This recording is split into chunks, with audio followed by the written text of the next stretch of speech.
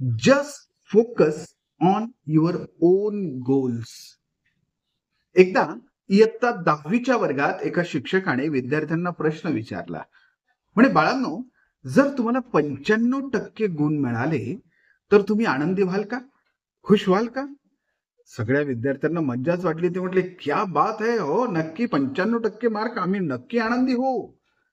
दुसरा प्रश्न सरांनी विचारला, बाळांनो, ठीक आहे, तुम्हाला 95% गुण मिळतील, परंतु बाकी सगळ्या विद्यार्थ्यांना 96, 97, 98, 99, 100% गुण मिळालेले असतील आणि तुम्हाला 95, म्हणजे तुम्हाला 95, बाकी सगळ्यांना 95 पेक्षा जास्त, तर तुम्ही आनंदी व्हाल का?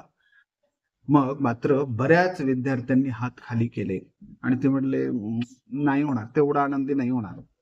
पुन्हा शिक्षकाने प्रश्न विचारला, ठीक आहे बाळांनो, समजा तुम्हाला 60 गुण मिळाले, 60 गुण पर्सेंटेज मिळाले, तर तुम्ही आनंदी व्हाल का?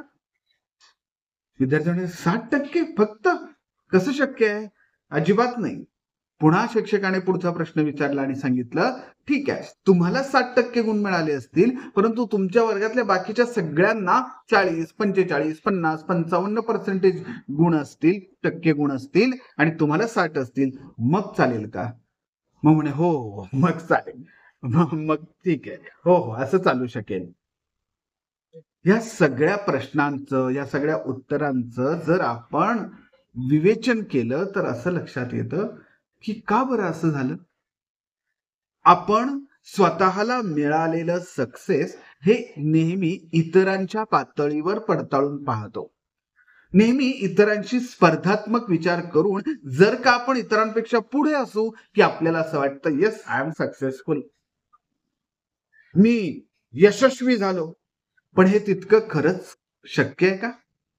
खरं आहे का? राजांनो, लक्षात घ्या, यामध्ये आपण स्वतःच काही ध्येय ठरवलं होतं का? का इतरांच्या तुलनेनं आपण पुढे गेलो म्हणजे आपण यशस्वी झालो? तर नाही. मग त्याच्यासाठी लागतात स्वतःचे ध्येय. Set your own goals and try to achieve it.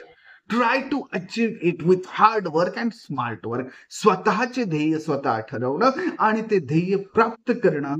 आणि असं जर केलं की मग आपली इतरांशी स्पर्धा होत नाही. खरं तर असं होणं गरजेचं आहे. चला मित्रांनो, आजपर्यंत जर आपण असे स्वतःचे ध्येय जर साध्य करू शकला नसाल तर आजपासून प्रारंभ करूयात. स्वतःचे ध्येय ठरवूयात आणि त्यांना साध्य करण्यासाठी आनंदाने प्रयत्न करूयात.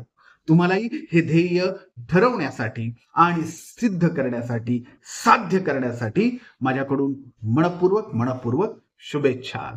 धन्यवाद.